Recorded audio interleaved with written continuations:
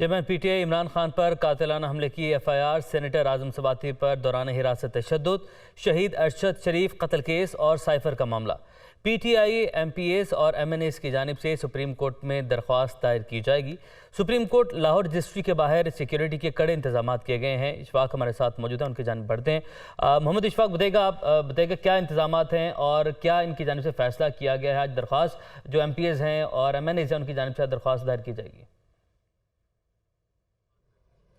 जी बिल्कुल, तहरीक इंसाफ के senior vice chairman Shah Mahmood Qureshi की क़यादत में तहरीक इंसाफ के रुकन कौमी और सूबाई असम्बली जो हैं वो तकरीबन कुछ ही देर के बाद वो सुप्रीम कोर्ट लाहौर रजिस्ट्री पहुँचेंगे, जहाँ पर इमरान खान पर कातिलाना हमले, आज़म सवाती पर दौरान हिरासत तशद्दुद और इसके साथ साथ साइफर के मामला और उसके साथ साथ दीगर मामलात पर अपना एहतजाज रिकॉर्ड करवाएंगे। और इस हवाले से तहरीक इंसाफ की जानिब से ये भी कहा जा रहा है कि इमरान खान पर कातिलाना हमले की एफआईआर उनकी मुद्दत में दर्ज ना होने पर सुप्रीम कोर्ट लाहौर रजिस्ट्री के ह्यूमन राइट्स सेल के में भी दरख्वास्त दी जाएगी और chief justice Pakistan justice Umar Ata Bandial से इस मामले पर नोटिस लेने का मुतालबा भी किया जाएगा।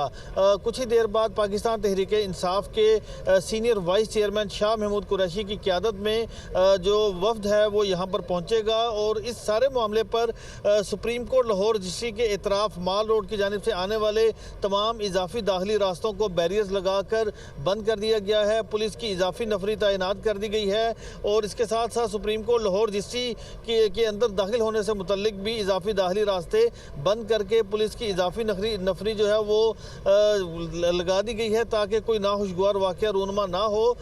पाकिस्तान तहरीक इंसाफ का मुतालबा यही है कि इमरान खान पर कातिलाना हमले की जो एफआईआर है वो इमरान खान की दरख्वास्त पर उस हवाले से मुकदमा लेकर दरख्वास्त लेकर जहाँ पर पहुँचेंगे। मोहम्मद इशफाक, आपने अपडेट किया, आपका शुक्रिया।